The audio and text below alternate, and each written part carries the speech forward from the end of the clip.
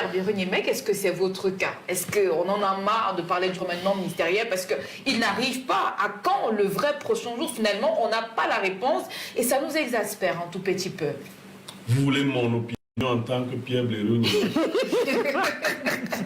En tant que notable de ce grand village. À la vérité, je m'en fous de tout cela. Ça passe sur ma courbe d'indifférence, qu'il y ait un gouvernement, qu'il n'y en ait pas, que le président nomme un vice-président, qu'il n'en nomme pas. De mon point de vue personnel, ça n'a aucune importance. Maintenant, comme j'ai souvent de l'empathie pour les Camerounais, je plains leur sort parce qu'ils appellent de tous leurs voeux de nouveaux ministres.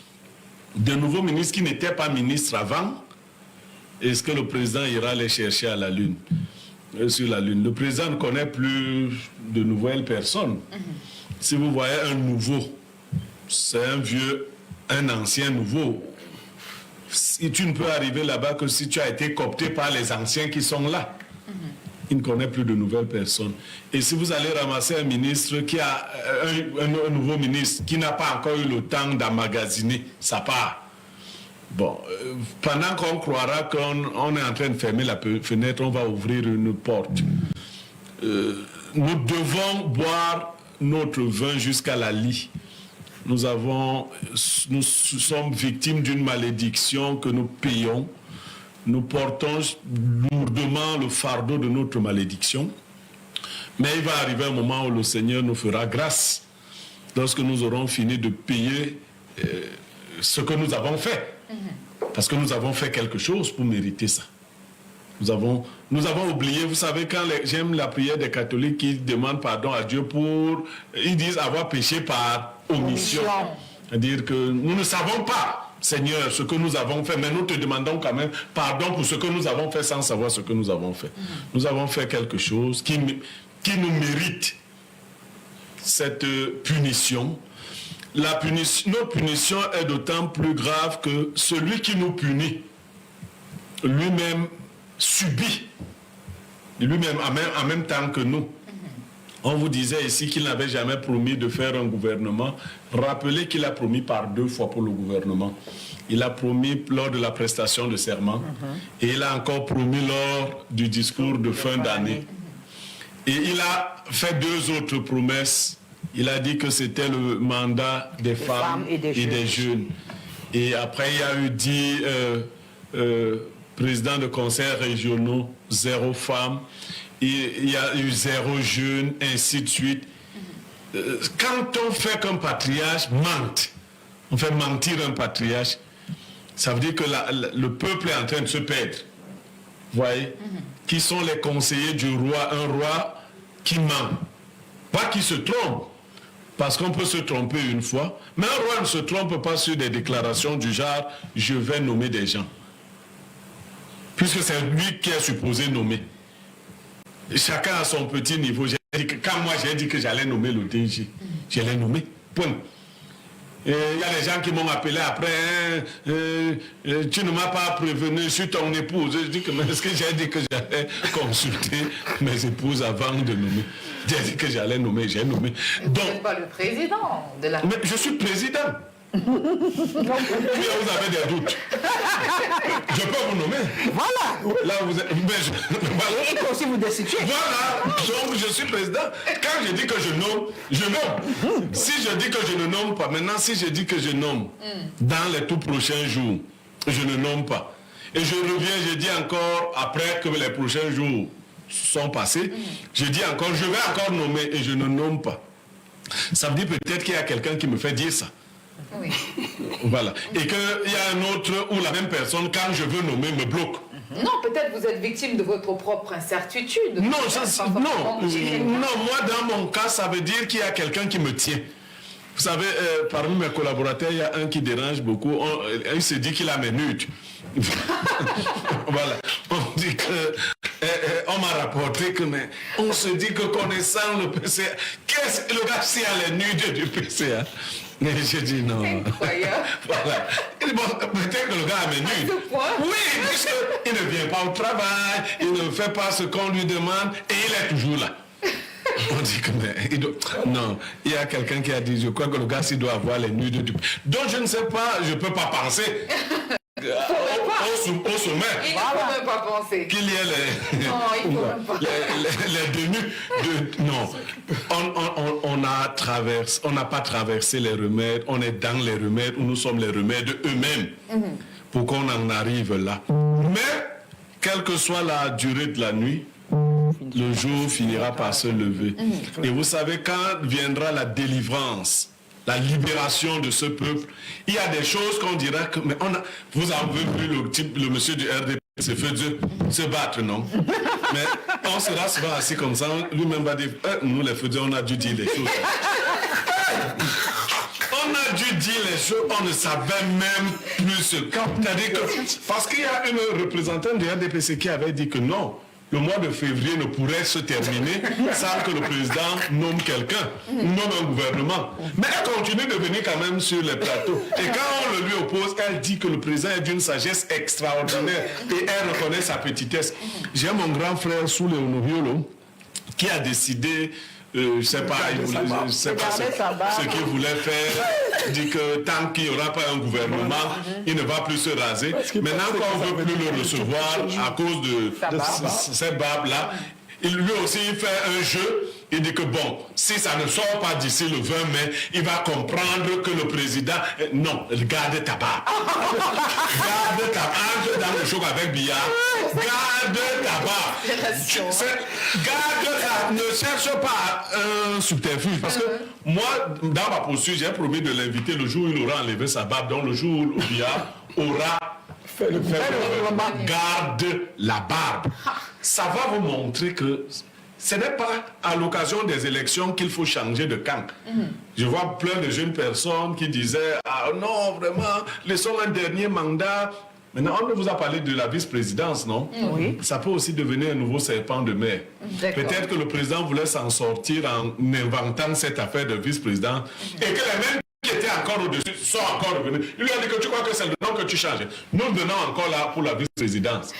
Donc, on verra. Vivons seulement. Vraiment, le représentant du RDPC a fait fort sur le plateau quand il finit de parler de cette manière. Et j'aimerais qu'il écoute la rediffusion de l'émission et ses paroles en soirée avec les membres de sa famille. Un chanteur avait dit « On attend l'enfant, l'enfant ne vient pas ». 16 mois de grossesse, donc attendez encore, le pays avance. Sacré Blériot, toujours direct dans ses prises de parole, à demande 10 heures, Sa Majesté Claudia, restez humble, bien sûr que je le suis. On revient avec vous, le notable Benoît Feu-Dieu. Nous sommes donc avec deux actualités, deux événements, on va dire, qui nous calent au cou en ce moment, avec le poste de vice-président, mais également ce remaniement ministériel. Mais notre sujet du jour, c'est sur le remaniement, mais vraiment, dans votre, on va dire quoi, dans votre intime conviction, est-ce que vous croyez vraiment à ce remaniement ministériel et qu'il arrive peut-être finalement dans les tout prochains jours? Ça peut être en décembre, les tout prochains jours. Est-ce que vous y croyez, même si c'est en fin d'année? Je voudrais vous dire déjà... si il ne dépendait que de moi, personne, je devrais dire que j'attends plus les réformes que de personnes qui viendront remplacer les autres ou encore qui changeront de chaise. Et je reste, peu importe ce que les téléspectateurs peuvent m'en vouloir, je continue à dire que la communication du président Paul Biya sur ce plan-ci, j'insiste que c'est la sémiotique de l'urgence. Ça veut dire quoi? Vous rentrez chez vous à 12h, Claudia. Vous partez de service avec un ventre vide. Vous avez tellement faim. Vous pensez au moins manger quelque chose. Quand vous arrivez, vous vous jetez sur un canapé. Regarde, qu'est-ce que je fais? Et du coup, vous voyez le cuisinier entrer avec le régime des plantains, le poisson, l'huile, et tout ce qui permet de concocter un repas. Quel effet vous sentez? L'embarras? Non, vous ressentez quelque chose. Vous avez vraiment faim et puis vous ne saviez même pas si vraiment il y aura à manger ce jour. Mais vous entrez, vous voyez le cuisinier qui vient avec tous ces produits-là. Oui.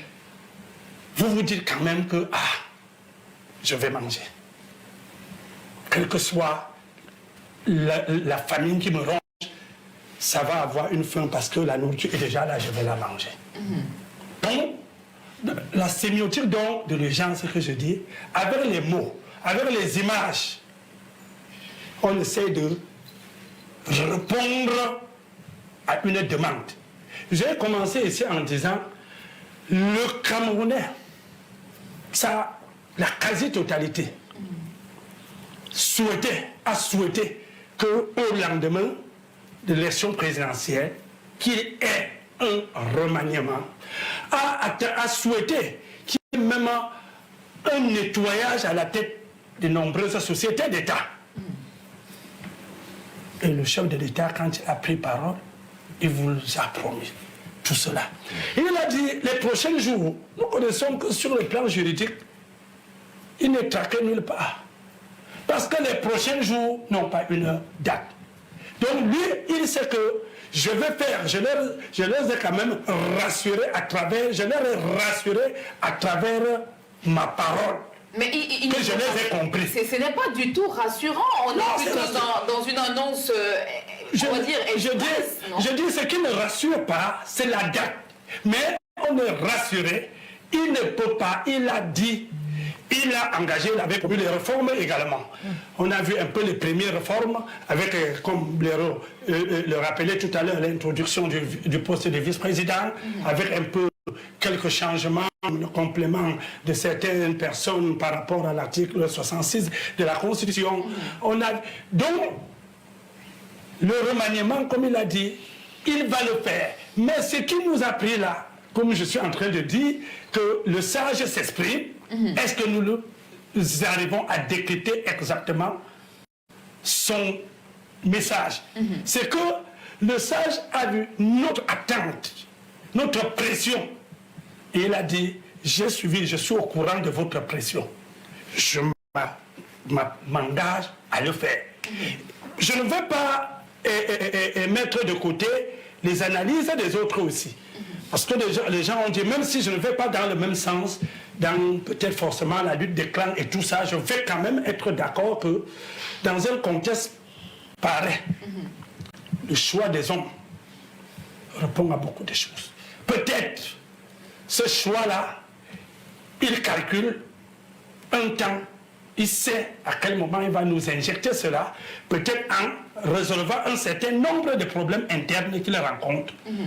Mais le discours permet de nous rassurer qu'il est à notre écoute et qu'il va réagir dans le sens que nous sommes en train d'attendre. Et c'est pour cette raison que je n'ai pas, à ma première prise de parole, je vous ai dit, ça, c'était des signes qui provoquent cette urgence-là, qui installe dans notre esprit cela qui répond à nos attentes. Donc, est-ce que vous, en tant que communicant du RDPC, est-ce que vous ne vous sentez pas également, qu'est-ce que je veux dire, un peu embarrassé finalement par cette situation? Parce qu'il faut dire que vous faites les tours des plateaux télé, pas que vous, également d'autres communicants. Est-ce que vous ne sentez pas déjà embarrassé par cette situation?